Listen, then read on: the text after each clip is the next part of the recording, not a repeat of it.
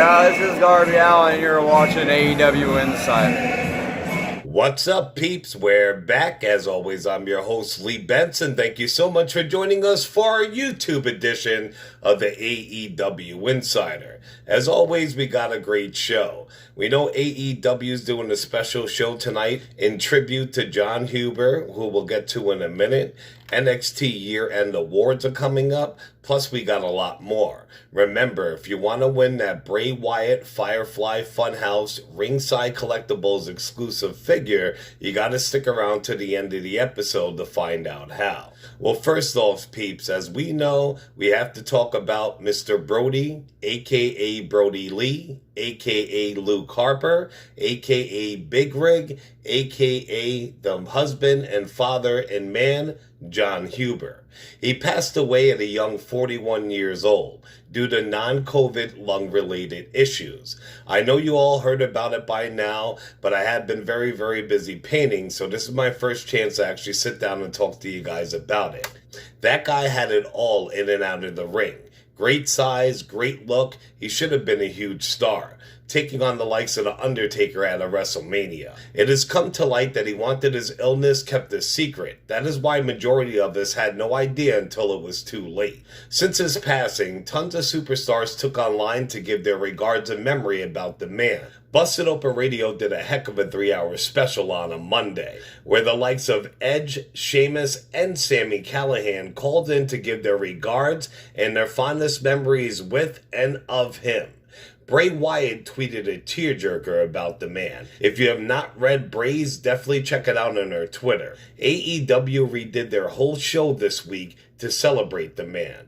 WWE just put a pic of him up with his birth and death date, and fans and wrestlers were upset that they did not do more to remember him. Ex-WWE star Kurt Hawkins took to Twitter and he had this to say about it. No 10-bell salute, no video package. This man was beloved by his peers and we're all grieving hard. This isn't right. And I have to agree with him, especially for the boys in the locker room who must be like, damn, I could bust my ass for this company for eons, leave the company for some reason, and if it's to go to another company, this is all I will get when I pass? It's fucked up. I thank God for AEW because they saw the man for what he was and they treated him as such, which was a superstar. You legit cannot find one bad thing anywhere that anybody has to say about this man.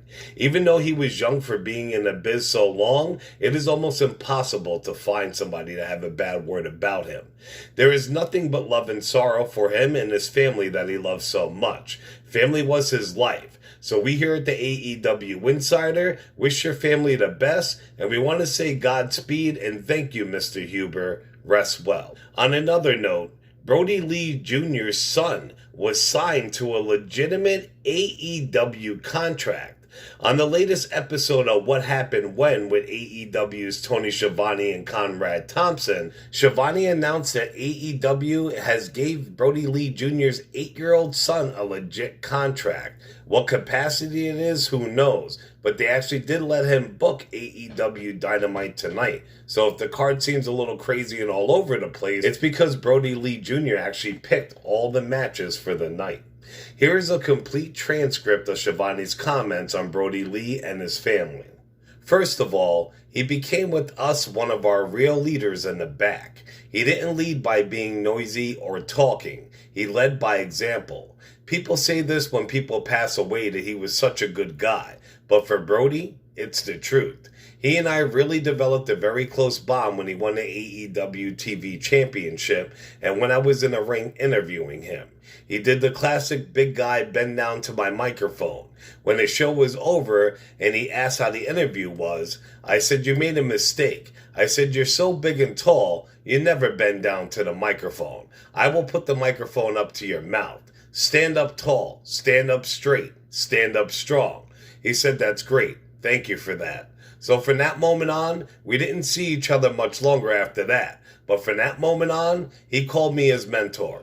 The only thing I mentored him on was the microphone because for a guy for his size, he can work. He can do a lot of the stuff. Unfortunately, the AEW Uncensored podcast that we do, the one we did with Brodie, we did it the day before he got sick.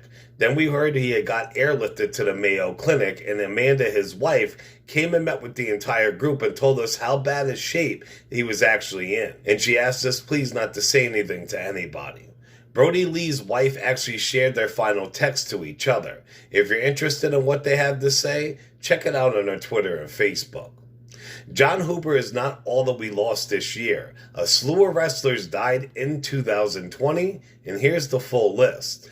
Adam Bueller, Aries Alguero, Big Slam, Barb Armstrong, Bobby Lee, Danny Havoc, Danny Hodge, Dick Steinberg, Hannah Kimura, Herodes, Howard Finkel, Johnny Walker, Justice Payne, Kamala, Kirsten Beck, Kat LaRue, Kazu Sukarada, Kevin Green, La Parka No. 2, Mark Rocco, Mike Simone, Mitch Ryder, Pampiro Firpo, Pat Patterson, Principal Aurelio, Puppet, Rip Oliver, Road Warrior Animal, Rocky Johnson, Ryan Smile, Shad Gaspard, Steve Cassie, Steve Gillespie, Supreme, Cy Sperling, Silvano Salsa, The Bruiser, Timothy Brooks, Tony Russo, Tracy Smothers, Wayne Bridges, Winona Littleheart, Xavier, Zeus Tom Tiny Lister, Z-Bar, and of course Brodie Lee. That's way too long of a list to be losing just wrestlers alone in 2020. Just imagine how many passed all across the world. So we want to take a second and just say God bless to all of them. That is an insane amount of talent to pass in just 1 year. On to AEW. Besides pushing back their planned episode of Dynamite this week and instead dedicating it to the late Brodie Lee, Kenny Omega's video game show was supposed to appear on YouTube this week, and they also decided to push that back by 1 week. You see, WWE, this is how things should be done. On to WWE. WWE has felt the heat about the goodbye that they did for Luke Harper, and it has been revealed that numerous WWE talents and sources have reached out to state that tributes to John Huber were taped yesterday prior to Raw going on air.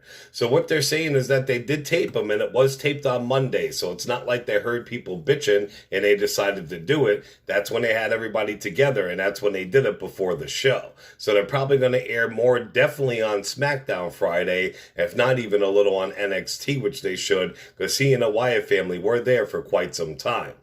Bobby Lashley has entered the Royal Rumble, and he has plans on winning it. He sent this message to the current WWE Champion Drew McIntyre.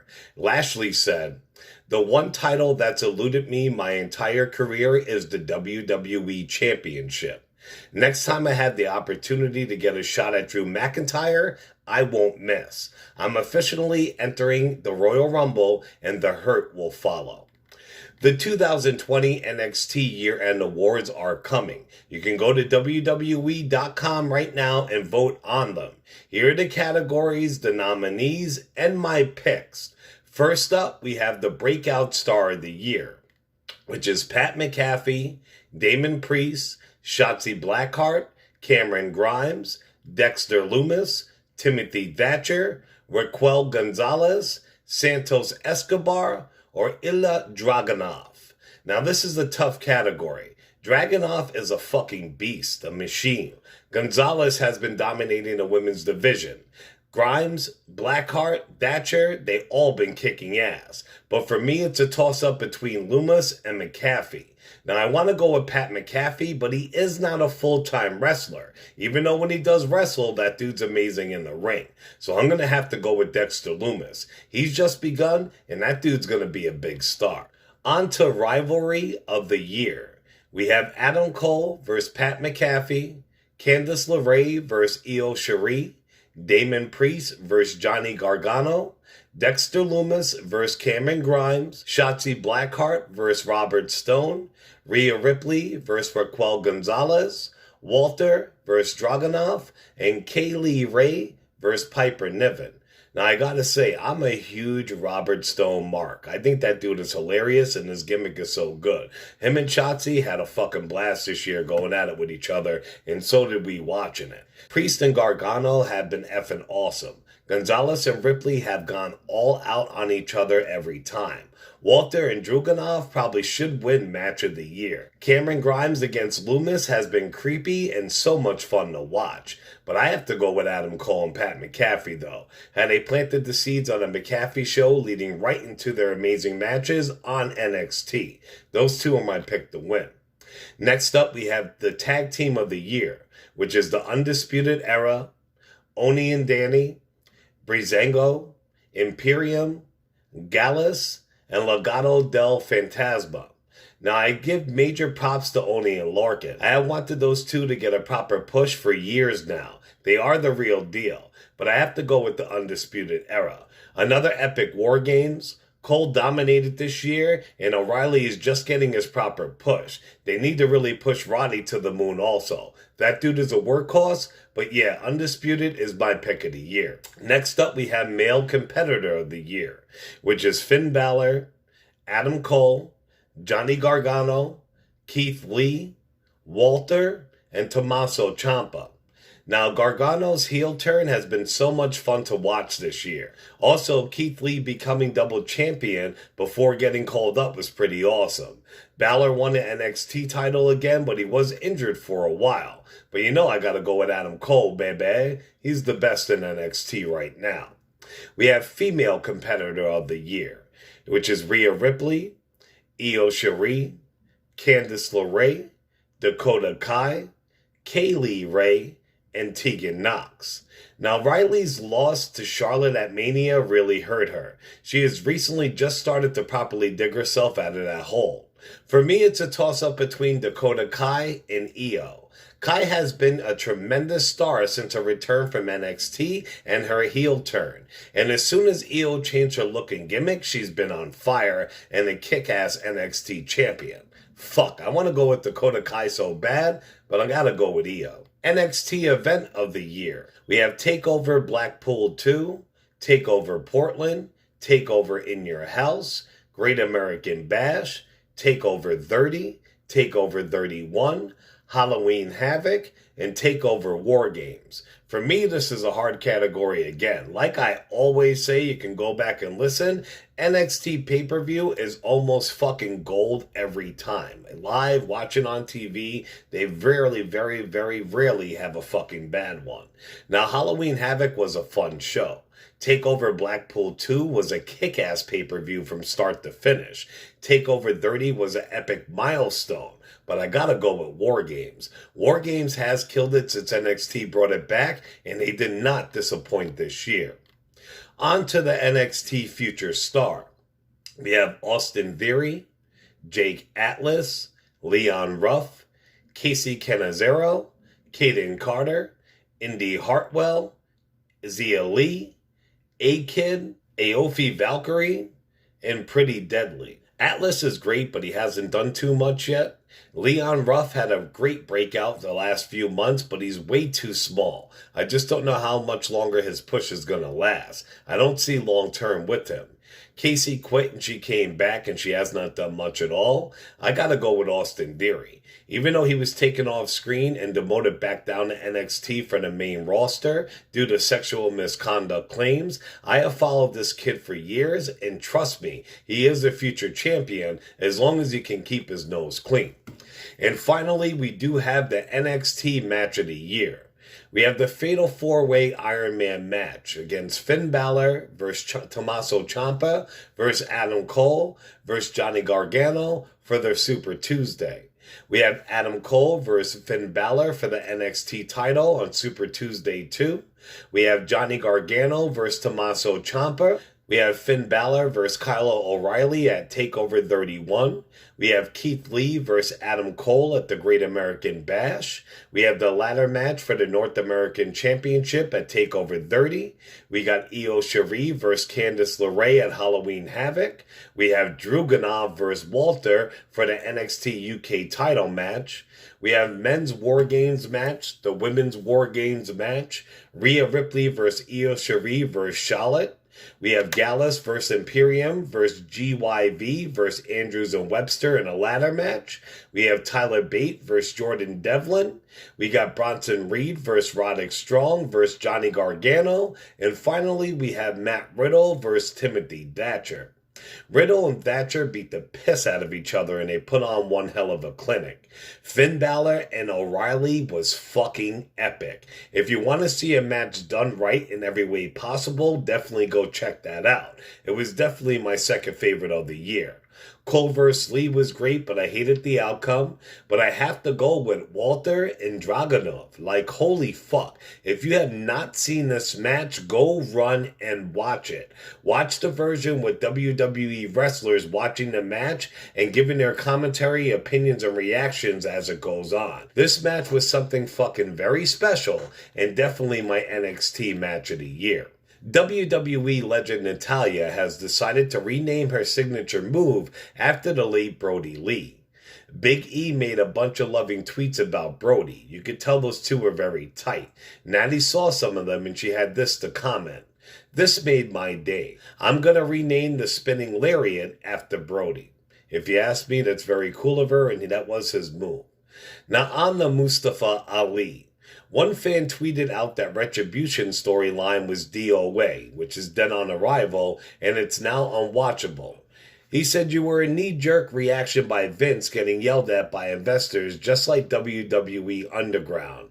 Brand shakes up, 24/7 title, brand-to-brand invitational, and nothing has helped or gotten anybody over.